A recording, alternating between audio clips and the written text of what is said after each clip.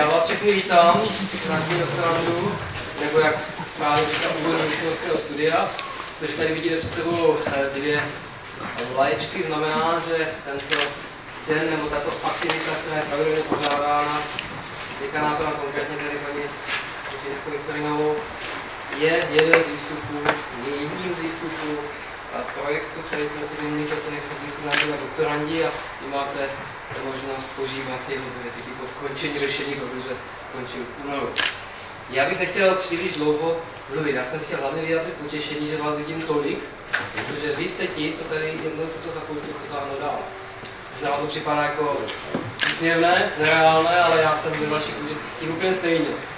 Napřed jsem nechápal, že jsem doktorantem, pak jsem nechápal, že jsem asistentem a nebudu pokračovat, co nechápu, že jsem.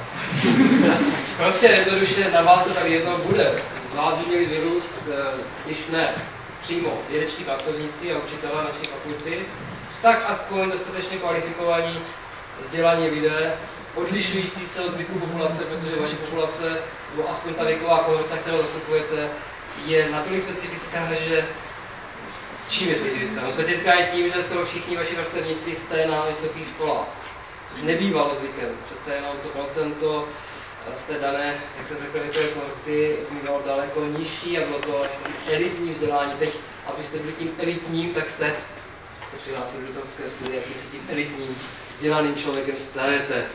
Takže tak se na to dívejte, že možná ta vaše motivace může být i v tom, že se odlišíte od toho, co je dneska běžné, bohužel mít minimálně bakaláře, však víte, jak to dneska je, vysoké školy, spoustu těch příležitostí pro vás, opravdu obrovské množství. Já nebudu dál rozebírat, jakou motivaci, kromě zájem o daný obor, jste měli při přihlašování se do doktorského studia. Možná to vezmu na sebe. Já kdysi dávno, v 96. jsem se taky rozhodoval, co dál. A mě lákalo kromě toho, že mě zajímalo, co jsem dělal, to znamená, já jsem dělal tehdy na chemii a pak jsem se přesunul na agrochemii.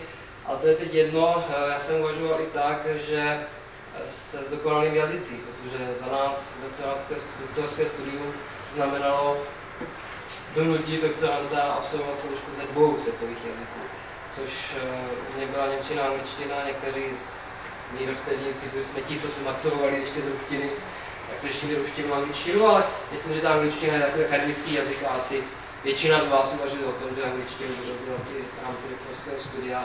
Myslím, že povinná zkouška z tohoto jazyka tam je, nebo ze světového jazyka. No, za nás teda ještě bylo povinné metodologie vědecké práce jako předmět, kde nás naučili něco o statistice a vůbec pokusnictví. Záleží, který obor to potřebuje víc či méně. Taky nás donutili uvažovat trošku nadsvětově, bych to řekl holisticky, protože jsme měli předmět etika. Vlastně dokážete představit, co se tam mohlo učit. Tak kromě historie, pardon, říkám špatně. Předmět se jmenoval filozofie. Etika byla jenom část a sepisoval jsem práci na název, myslím, že etika půdy. No, tak jenom tak něco z historie, co se říká mě osobně. Já myslím, že dneska jsme tady hlavně proto, abyste se dozvěděli, jak to tady funguje při doktorském studiu, co vás čeká, co po vás bude chtít, co je možné, nemožné, když se dívám kolem učitelé, tak určitě se dozvíte, kromě toho fungování doktorského studia, tak něco na internetu, což je pro vás určená konference doktorandů především.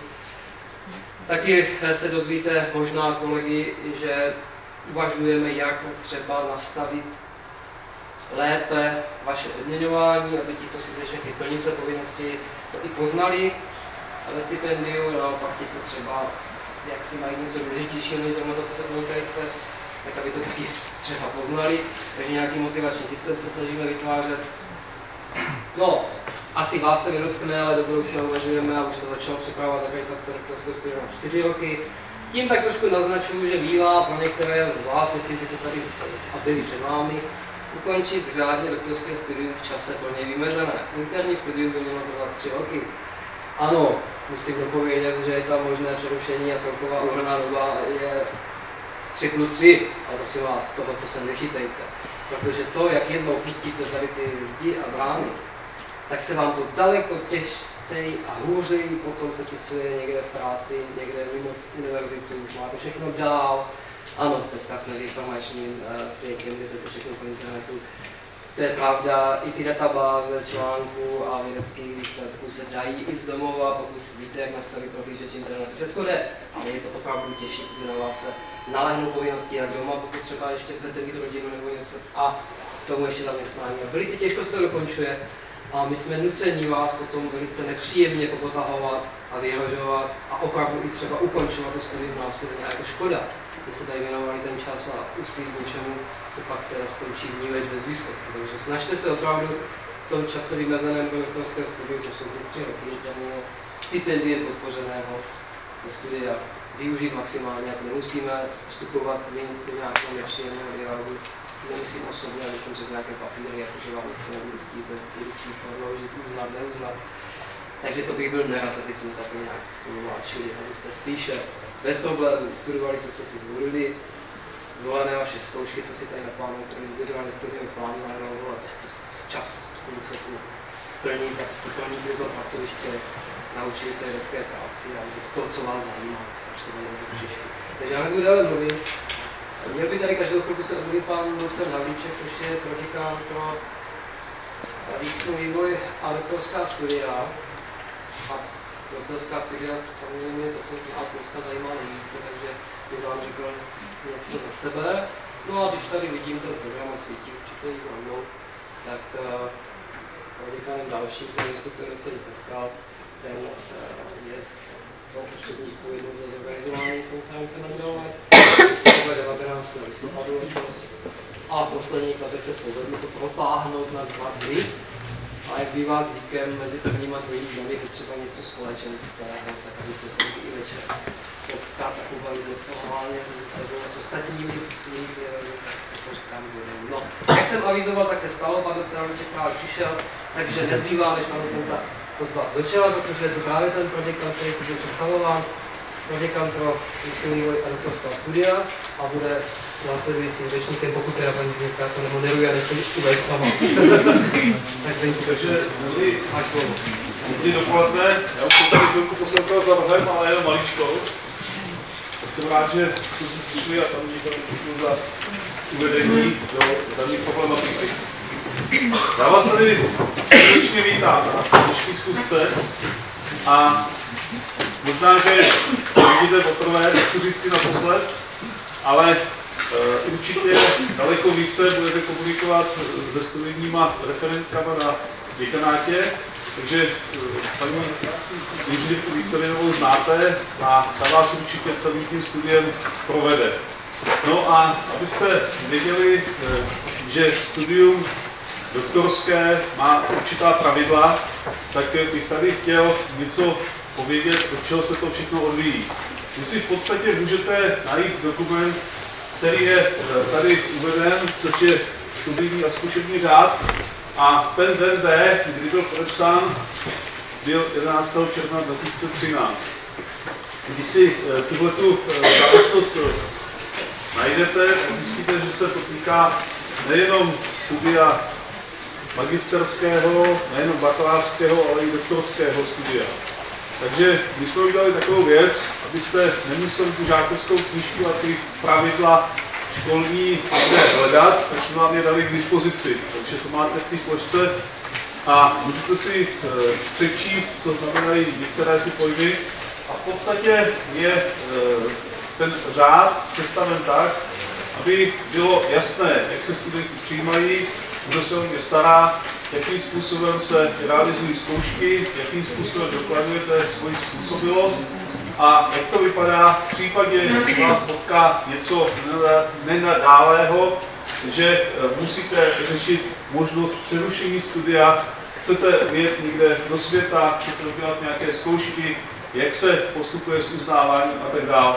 V mnohém případě si někdo třeba myslí, že si, jak řeknu, vedení fakulty, úředníci, byrokracie, nazvěte to jak chcete, vymýšlí, ale v podstatě, kdybyste ten zkušební řád otevřeli, tak máte možná na mnoho otázek jasnou odpověď. Takže z toho se vychází a můžu říct, že se dodržují tyhle pravidla poměrně striktně, protože vy máte zájem studovat, něco se naučit a máte zájem potom získat i titul doktor a určitě máte zájem, abyste mohli říct, že jste to dostali na univerzitě, která má nějaké slovo, že to není něco jen tak, nechci říct nějaký příklady, vás určitě napadá, ale že to prostě prošlo všechno akreditací, že to je tak, jak má být. To znamená, naší snahou je, abychom vás tady dneska uvítali, abychom vám přidali informace, abyste ty 3 roky studovali a na konci to vyvrcholilo obhajobou dizertační práce a možná vyvrcholilo promocí tím slavnostním aktem předávání toho titulu. Co je tedy to doktorské studium? Já jsem řekl, že tady je nějaký studijní řád a asi vnímáte to, že doktorské studium není studium úplně běžné, tak jako bakalářské studium, kdy se vám všechny poznatky donesou na zlatým, možná stříbrným tácu a vy to nějakým způsobem zvládnete, ale tady ta první věta je velice důležitá, protože se jedná o badatelskou výzkumnou vývojovou činnost a také se tady píše o samostatnou činnost. To znamená, měli byste k nějakému tématu, které si zvolíte, navrhnete v součinnosti se svým školitelem, mnohdy má vazbu na nějaký výzkumný projekt, tak v podstatě byste v té skupině kolikrát odborníků měli samostatně pracovat a měli byste tu danou oblast nebo ten směr nějakým způsobem rozvíjet.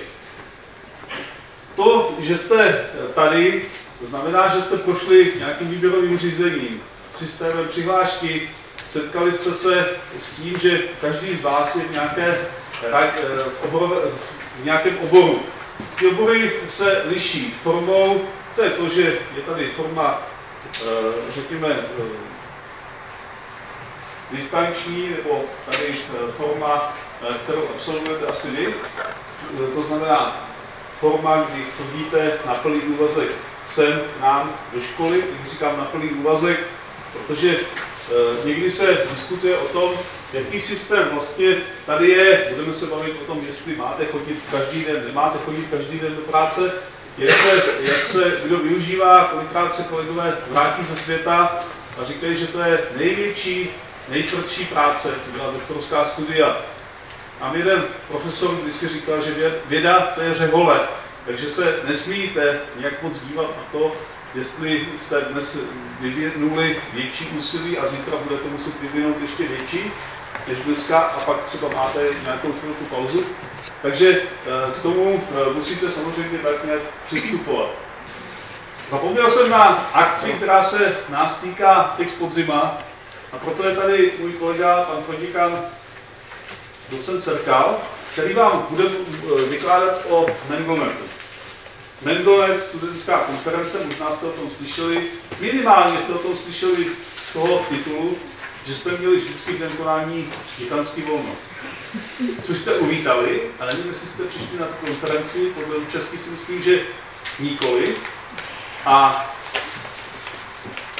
bude to teď z podzima, to znamená, účast samozřejmě je nutná, naše účast. A ještě jsem tady zmínil možná i tu publikační aktivitu. Ono to totiž vypadá, že nic nemáte v ruce. Že jste ještě nic nedělali, že máte jenom to téma před sebou, tu vidinu. Ale zpracovali jste diplomku. A spousta lidí prezentuje své výsledky na Mendelnetu, což doporučuju. A pokud máte tu chuť opravdu pracovat, tak si tu publikaci střihněte tak z těch výsledků diplomky a pošlete to někde do časopisu a budete mít předstih před ostatními, kteří si to nedovolí, protože budete najednou vidět, jak to celé funguje. Takže to je opravdu už z mé strany všechno. A teď poprosím pana kolegu, pana docenta Cerkala, který vám o Mendelnetu řekne daleko víc a je to člověk, který to má na starosti.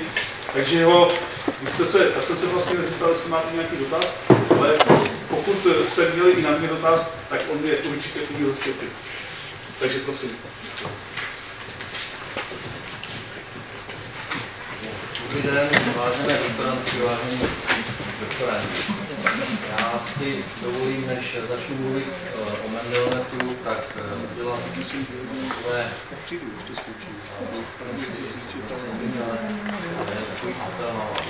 já doufám, že většina z vás sem přišla opravdu studovat doktorské studium. To není pro vás přechodná stanice prodáme mezi absolutoriem a odchodem na mateřskou, pro pány potom mezi absolutoriem a nějakou lukrativní nabídkou pracovní nabídkou do nějakého podniku.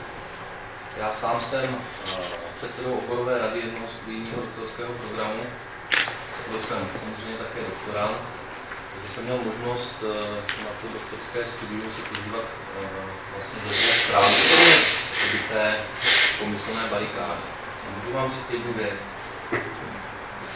Ať byl můj školitel jaký byl, tak do dneška tvrdím, že mi nevěnoval patřičnou pozornost. Ale nebyla chyba na jeho straně, ale byla chyba na mé straně. Byla chyba v tom, že já jsem ho neatakoval, já jsem za ním nechodil z nápady, já jsem po něm nevyžadoval žádnou aktivitu. Takže jsem ty 3 roky tady vlastně tak nějak proplul.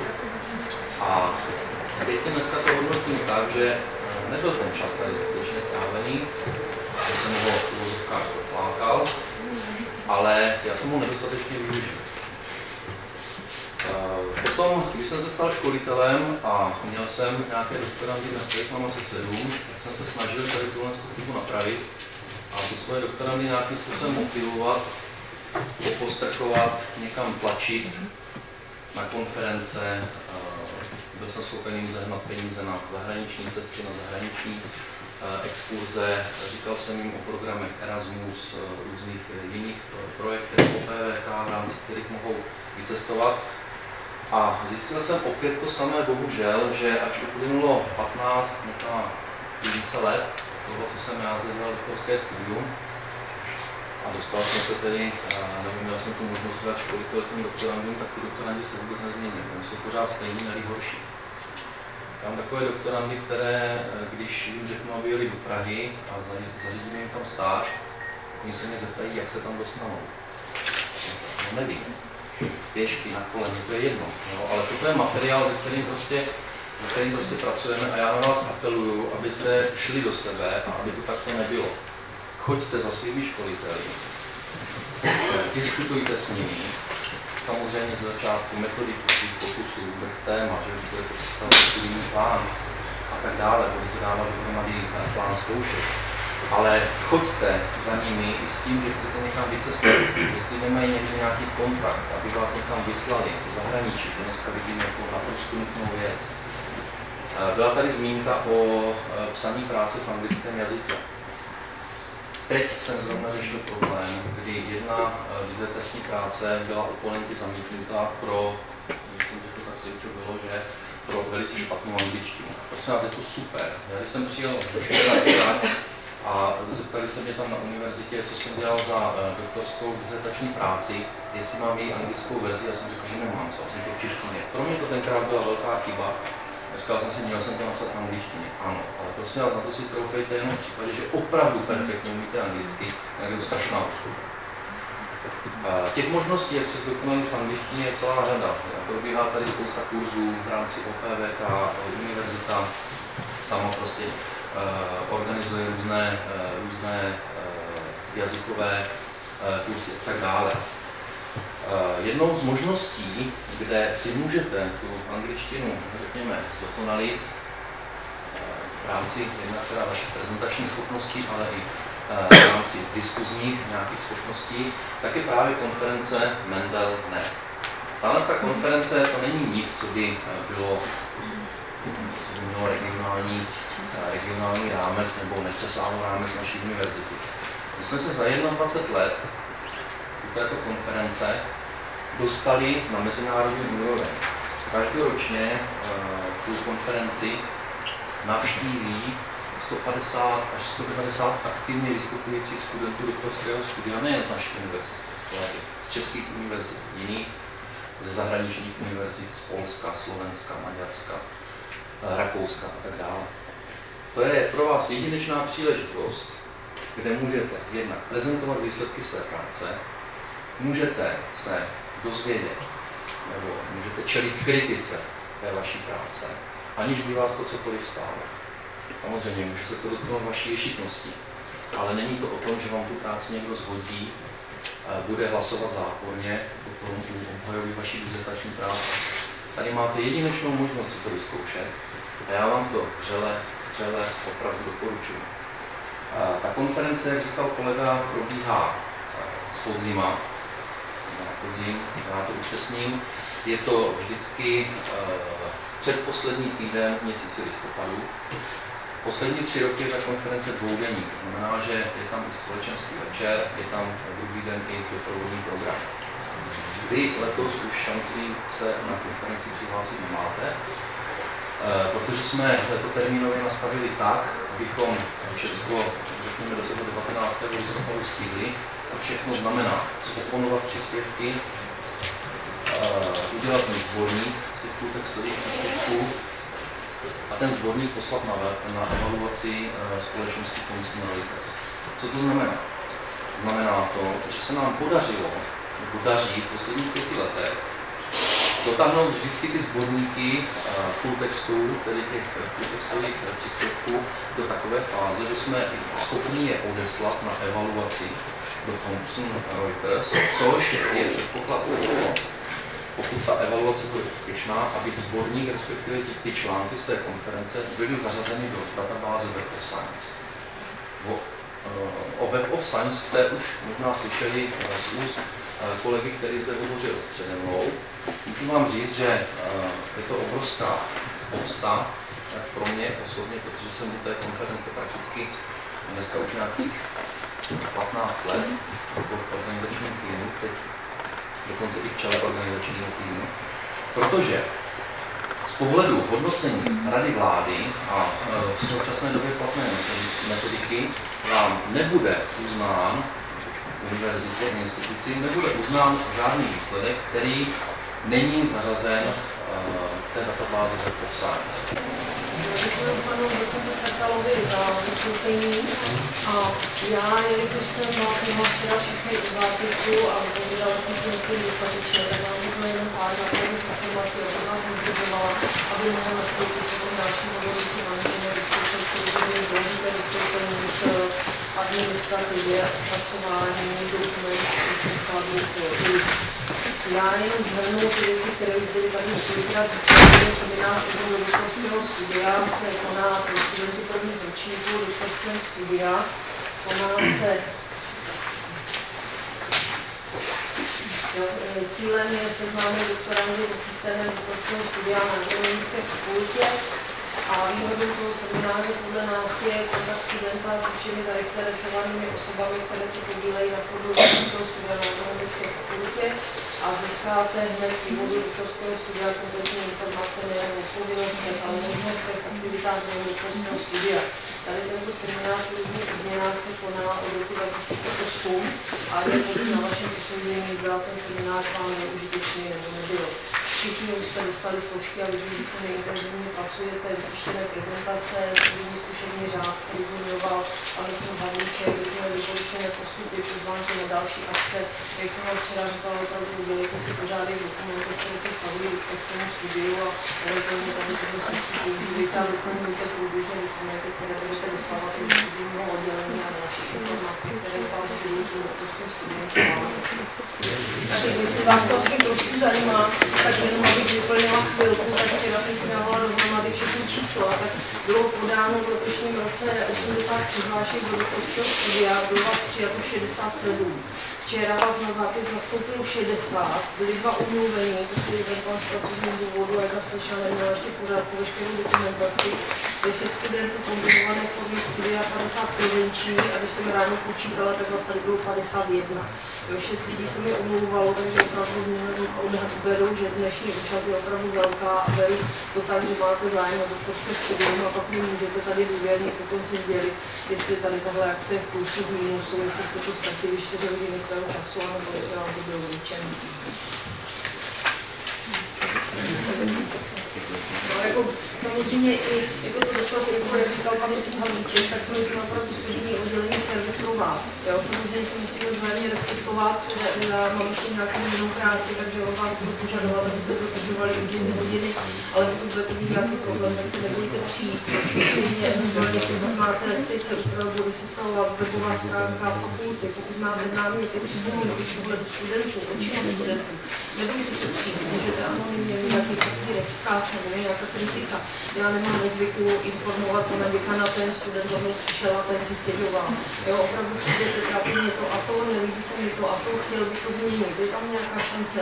A to stejně určitě se budeme dál domlouvat, webové stránky budou trošku jiné, je potřeba doplnit nějaké fotografie, aktivity studentů, pokud opravdu chcete, máte zájem se zapojit do toho ústav fakulty, tak jak říkal pan docent, opravdu se tomu nebráníme, takže budeme velmi rádi. Jsou tady mezi vámi studenti, kteří už do některých aktivit byli zapojeni, jsou tady nějaké polní dny, aktivity, určitě jste si všimli, spolují akce Kafe pod Zlatanem. Pokud budete mít zájem a samozřejmě to budete zvládat ve všech těch svých školních, vědeckých a dalších jiných aktivitách, tak opravdu budeme velmi rádi, ale jako je to vaše dobrovolná aktivita, takže vás to nikdo nebude. Dobrý den vám přeji, já prosím trošičku volněji, než moji předřečníci. Je uvedeno, předal jsem své žezlo tady kolegovi Davidovi Zotavovi, na které se budete obracet. Já se omlouvám za moji mírnou indispozici, snad mě trochu rozumět, když mám líbu. Já bych vám řekl, že většina z vás, kdo nás univerzity, znáte náš univerzitní informační systém a já bych vám řekl ty odlišnosti, které jsou v tom informačním systému oproti dosavadnímu studiu. A předpokládám, že ti, co jsou z jiných univerzit, že pracovali také v nějakém informačním systému a zadávali si zkoušky a podobně v nějakém systému, takže to vezmu úplně od toho začátku, od toho přihlášení, kde je nějaká dokumentace a tak dále. Takže takový průřez tou mojí prezentací, kterou dám takovou multimediální. Něco malinko, kdy vás ještě budu zajímat, kdy ještě se budete dívat a poslouchat, co vám tady řeknu nového, tak se zmíním o nějaké dokumentaci toho informačního systému, kde najdete většinu odpovědí na vaše otázky. Dále se podíváme na to, co vás bude zajímat teďka nejaktuální, to je příprava vašeho individuálního studijního plánu, který vás bude provázet v průběhu celého studia. Dále, jak zde bylo zmíněno, o vaší vědecké aktivitě budete vytvářet nějaké výsledky, takže se podíváme malinko na aplikaci PhD výsledky, pomoc přes která je napojena na vaše hodnocení. Dále, když budete poslat do dalšího ročníku, tak se podíváte do e-indexu, kteří tuší, o co jde, abyste si zkontrolovali ty zkoušky, které jste absolvovali úspěšně, zda jsou zapsány v evidenci informačního systému. Krátce se zmíním o zadávání publikací, což je víceméně výsledků vaší vědecké práce. No a když já jsem přišel, tak tady pan děkan mluvil o průběhu absolutoria, o obhajobě, tak víceméně před tou obhajobou máte odevzdat nějakou závěrečnou práci, pro vás je to doktorská dizertační práce, tak aby ten průřez byl kompletně celý studiem, tak tady i zmíním tu závěrečnou práci. Já jsem začal právě tou dokumentací toho UISu. Dokumentace UIS, toho informačního systému, je velice rozsáhlá, má několik svazků. Pro vás připadají v úvahu ten průběh toho studia minimálně dva svazky. Když se podíváte na ten průřez, který budete určitě potřebovat a který budete procházet v průběhu toho studia, jako individuální studijní plán, což je výsledky vašeho studia, evidence vašich zkoušek a závěrečná práce se vztahuje k vašemu studiu, takže tyhle aktivity nebo tyhle problematika je propsána ve svazku student. A jelikož doktorské studium je součástí věda a výzkum, takže publikace jsou popsány ve svazku věda a výzkum. Nepředpokládám, že dneska večer před spaním odložíte Shakespearea a otevřete svazek student, ale až když narazíte na nějakou komplikaci, nebudete si úplně jistí, kde to hledat, nebo jak to tam hledat, tak opravdu doporučuji tu dokumentaci otevřít na tu konkrétní část, která vás bude tížit, třeba říkat v tom individuálním studijním plánu, tak si tu příslušnou kapitolku najít a pročíst si, podívat se, jak je to tam popsáno.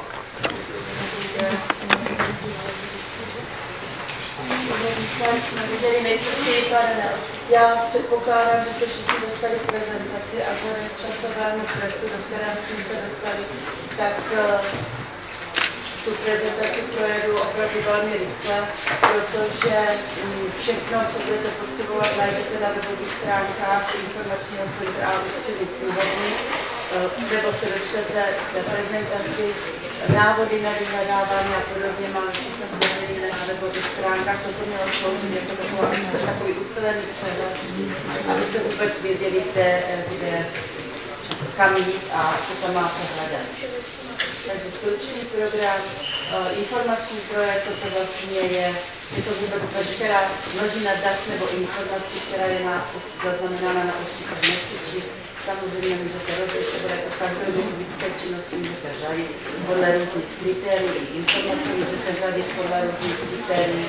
U typu zdrojů se zastavíme, protože primární většinou v té handbukce se říká plné texty, full text. To je ten článek v té podobě, v jaké byl publikován. Sekundární databáze, to jsou databáze o tom, že ten článek byl publikován a většinou tam najdete jenom stručný abstrakt plus metadata, to znamená popis toho článku a v současné době i link na plný text. A verziální databáze.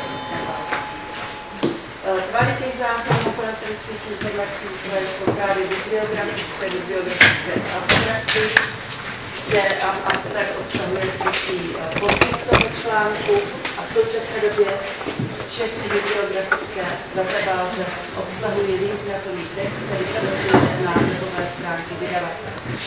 Zda se nám ten článek otevře v plné podobě nebo ne, záleží na tom, jestli univerzita předplácí či nepředplácí ten primární zdroj, to znamená ten časopis, ten agregátor článku, který je to dostupný.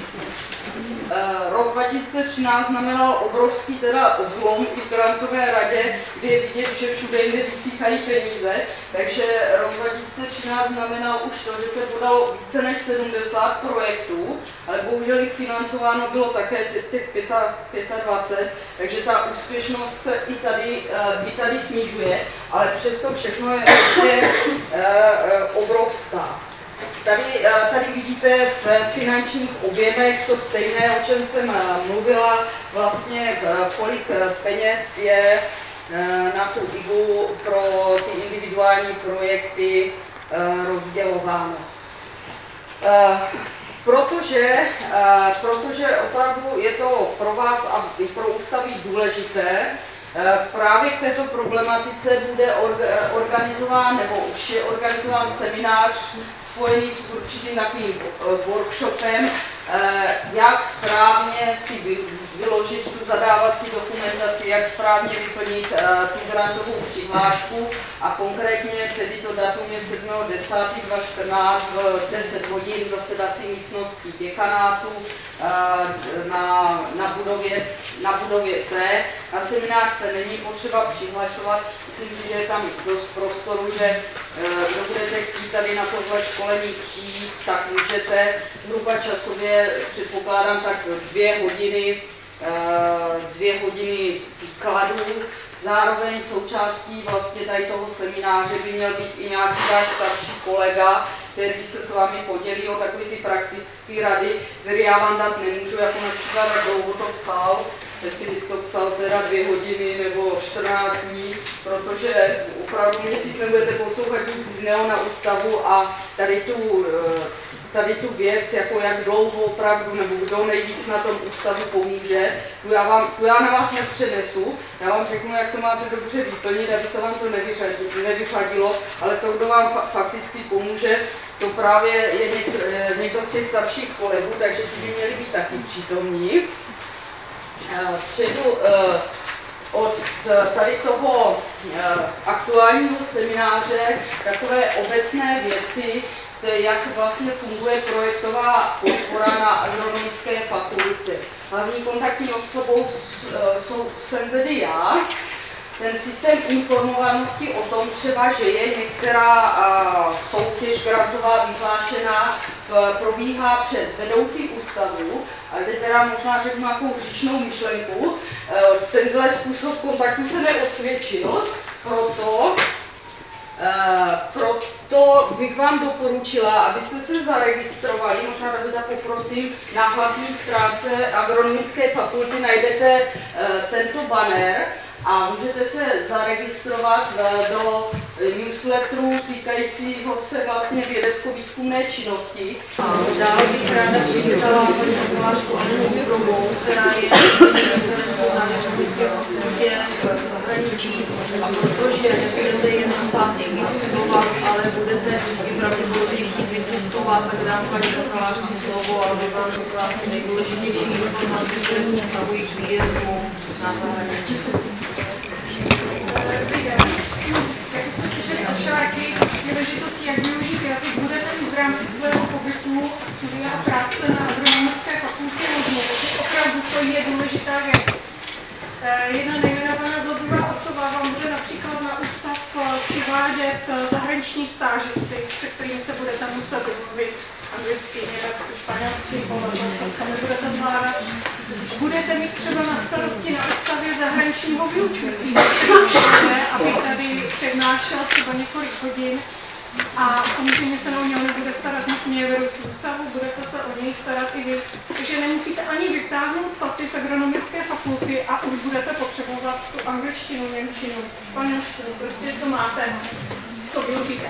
Ta zlobivá osoba jsem já, moje jméno je Alena Ufrová a starám se o zahraniční studia na agronomické fakultě, což znamená jak pro na přijíždějící studenty, tak pro vás, co budete vyjíždět, pomůžu, poradím, budu vás informovat. Tohle bylo rychle, když jsme projeli, já vás takhle jako jenom v rychlosti seznámím s těmi nejdůležitějšími, jistě tady budou některé tváře, které znám, takže někdo jste už vyjeli v rámci například Erasmu. Ten vám představím tak trošku jakoby do větší hloubky, protože je pro nás asi tak jako nejschůdnější. V rámci Erasmu můžete vyjet na studijní pobyt. Ve vašem případě to znamená studování jednoho odborného předmětu a práce na vaší doktorské práci.